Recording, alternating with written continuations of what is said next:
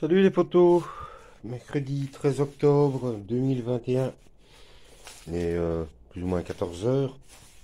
Alors aujourd'hui c'est deux travaux assez conséquents.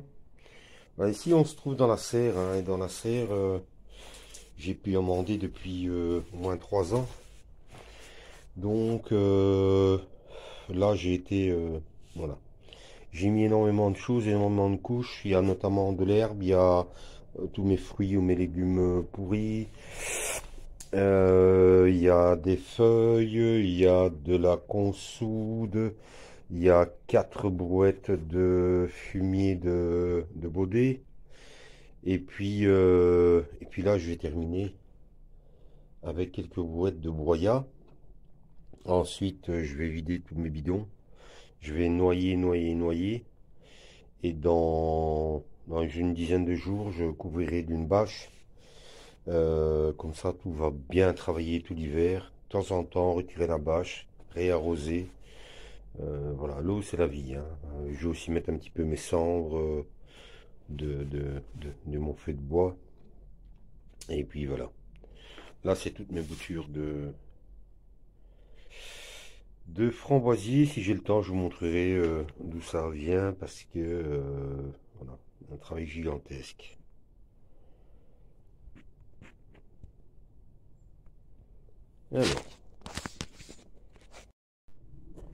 Alors le deuxième gros travail que j'ai prévu pour cet après-midi, c'est la récolte des patates douces. Je pense que je pourrais encore attendre une dizaine ou une quinzaine de jours, mais sans savoir tout ce que je dois encore faire ailleurs, je pense que je vais au moins commencer aujourd'hui. Donc je vous rappelle que j'ai fait ça dans un bac de culture. Le bac de culture a été rempli quasiment que avec mon compost de l'année passée qui se trouvait là-bas. J'ai une bâche au sol donc qui empêche les nuisibles par le sol. Et j'ai fait ça en électroculture. Donc à savoir, bon maintenant je suis pas un pro, hein, donc j'ai fait ça à la manière Pépé Dany, quoi, hein. Donc j'ai mis un morceau de paillasse dans le fond du bac. J'ai mis des poteaux à plusieurs coins, comme ici. Et puis j'ai fait courir un fil sur la paillasse que j'ai fait sortir ici. Bon, c'est vraiment un truc à la One Skins to Beast to Fly, comme on dit chez nous. Et puis on va voir ensemble tout à l'heure les résultats. Premier boulot terminé. Voilà. J'en ai profité, j'ai enlevé le paillasse qui était là. Une belle grosse couche de broyat.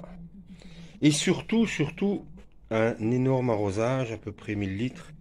Pour une petite surface qui fait, ça va faire 6 mètres sur 3 ou 4 ici. Mais bon, c'est pas, voilà, c'est, la surface, non, c'est beaucoup moins, c'est 2,50 m à peu près sur 6. Enfin, que soit. Donc surtout un très bon arrosage parce que ben voilà, tout le monde le sait, hein. Tant qu'il y a de l'eau, il y a de la vie. S'il n'y a plus d'eau, il n'y a pas de vie, hein. Vous pouvez faire l'expérience de mettre du broyat ou de la matière sèche sous couvert. Au bout de 6 mois, vous allez la retrouver, elle n'a pas bougé, quoi, hein. Voilà. Donc si vous n'apportez pas de l'eau, ça va pas apporter de la vie et en fait après la vie va désagréger tout ça et va amener une autre vie, va attirer d'autres prédateurs. Voilà, c'est vraiment un circuit sans fin, mais il faut arroser. Donc là, pour l'instant, pendant une dizaine de jours, je vais laisser comme ça, découvert. De toute façon, il n'y a pas de soleil extraordinaire pour faire évaporer l'eau, ça c'est sûr. Et je vais venir jeter ici mes cendres de mon feu au bois que j'ai remis en route il y a quelques jours. Et puis après, je vais réarroser une énorme fois, on va dire dans 15 jours, 3 semaines, et puis je vais bâcher. Et puis tout ça va bien travailler. Il y aura peut-être aussi des rats des champs, ça c'est... Dès qu'ils ont un endroit comme ça, eux, voilà, ils vont encore trouver certainement des restes de pommes, des choses comme ça. Bon, voilà, c'est la nature, hein, on peut pas, il faut savoir partager un moment. Et puis pendant l'hiver, je vais peut-être redébâcher une ou deux fois, réarroser, et puis on verra l'an prochain. Ça m'étonnerait que ce soit au mois d'avril-mai, puisque c'est au moment où je vais partir. Mais on verra l'an prochain, quand on découvrira définitivement tout ce que cela est devenu. Et on y mettra quelques tomates, puisque ce seront à mon avis les seules tomates que je mettrai l'an prochain. Elles seront en serre. Et encore, si je ne suis pas là, c'est un ami qui s'en occupera. Il me mettra une dizaine de plants ici. Ce sera bien suffisant pour la saison prochaine. De toute façon, cette année, voilà, avec 60-70 plants, on a eu quasi que dalle. On sait très bien pourquoi. Allez, on va attaquer les patates douces. Je voulais vous expliquer pourquoi j'ai enlevé mes framboisiers qui se trouvaient ici tout au long. J'ai tout enlevé, j'ai bouturé. Je ne pense pas que je les remettrai ici. J'ai fait la connerie un jour de mettre des rhizomes de bambou, traçant évidemment, comme un con. Vous voyez, ça c'est le petit truc, si vous laissez, c'est reparti comme en 14. Et les framboisiers, c'est aussi comme une mauvaise herbe. Regardez jusqu'où les rhizomes allaient. J'ai passé ici une semaine à creuser. Alors vous voyez, ici il en reste un petit peu. Bah, ils sont passés carrément au travers. Hein. Ils sont en train de sortir là.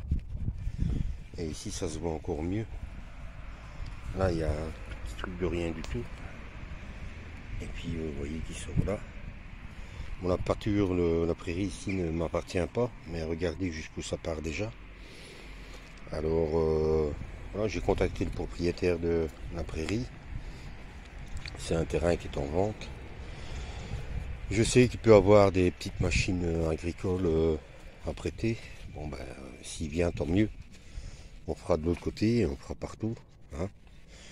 S'il ne vient pas, eh bien, je passerai mon temps cet hiver à creuser à 70 cm de profond. Et puis, je mettrai des barrières anti-rhizome pour que ça ne revienne plus chez moi. Et puis toute cette partie ici, parce que en plus j'ai une cuve à propane, hein, donc je peux pas jouer avec ça. Hein. Et puis regardez jusqu'où ça partait ici. Et puis par ici, je retravaillerai et je ressemerai de l'herbe. L'herbe c'est plus fort que tout, je le dis tout le temps. J'ai déjà mis de l'herbe dans à peu près partout. Et après, si vous tondez tous les 10 jours, vous n'avez plus rien. Ça, c'est garanti de facture. D'ailleurs, ici, si j'avais pas tondu, il y aurait, je sais pas moi, 50 bambous là au milieu et qui auraient pris de la force et qui seraient repartis encore plus loin. Enfin voilà, pour vous dire que avant de mettre quelque chose dans son jardin, il faut réfléchir 2 fois.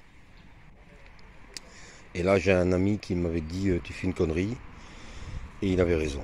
En plus, j'avais creusé, mais vraiment à la va que je te pousse des trous, et j'avais mis des rhizomes entre les framboisiers, et les framboisiers c'est un système racinaire extraordinaire, donc bah, ils ont fait l'amour tous ensemble, ils se sont éclatés carrément, et je vous dis pas, j'ai vraiment chié à tirer presque tout, mais j'ai pas fini. Alors j'attends de voir la réaction du voisin. Et s'il n'y a pas de réaction, eh bien, on avisera et on creusera et on mettra une barrière anti-rhizome tout au long. Allez, j'attaque les patates douces. La verdure est retirée. Et à ce que je vois, franchement, les résultats ont l'air vraiment surprenants. Maintenant, c'est à voir. Hein. On va creuser. Mais moi, je suis convaincu, hein, l'électroculture, c'est un truc... je pense que Dom, sur le petit colibri, a déjà fait des vidéos sur le sujet aussi.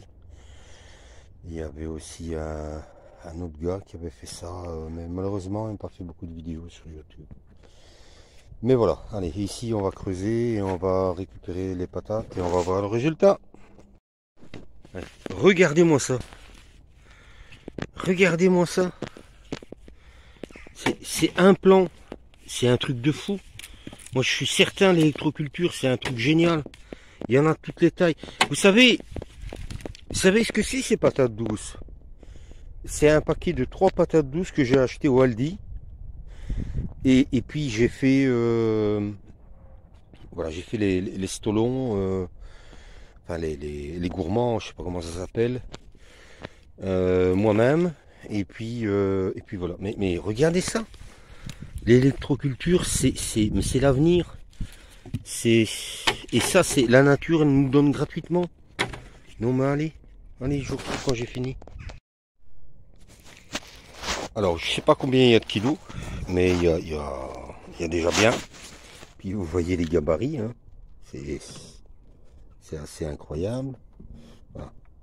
Ça, c'est 3 patates douces, un paquet de 2 ou 3 patates douces, je sais plus, que j'ai acheté au Aldi. Je vais peut-être dire une connerie, mais je me demande si c'est pas la variété Beauregard ou un truc du style. C'est une variété, en plus, en regardant l'étiquette, qui est cultivée en Belgique. Donc, c'est une variété qui se... Voilà. Donc, 3 plants que j'ai trempés dans un, un bol avec de l'eau, qui ont fait des pousses que j'ai repiquées, que j'ai laissé pousser. Et puis j'ai préparé mon petit terrain ici, là, mon vieux carré en bois qui ne tient plus. J'ai mis la paillasse dans le fond, j'ai mis un fil qui court sur la paillasse. Je vais les faire sortir là et là des piquets en fer. Mais regardez les racines qu'il y a là-dedans, hein. On a quand même eu une saison bien pourrie, hein. Bon, les patates, on a vu, il y a eu le mildiou et compagnie. Quand vous regardez, je pense que c'est les fruits, je vais appeler ça les fruits, enfin les tubercules qui ont pris toute l'humidité et qui ont bien... regardez tout ce que j'ai jeté par terre, hein.